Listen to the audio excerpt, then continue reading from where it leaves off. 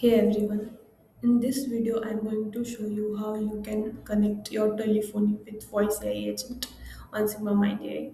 So here you can see on your home dashboard we have this option phone number. Click on this phone number.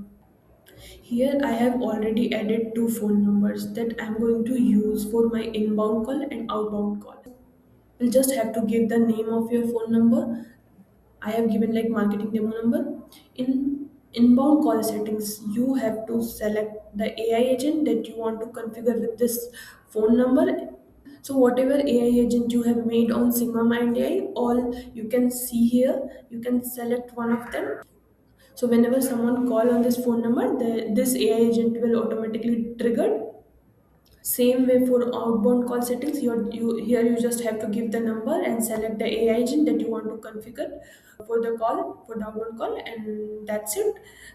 So this is how you can also connect your telephony with your AI agent. Thank you.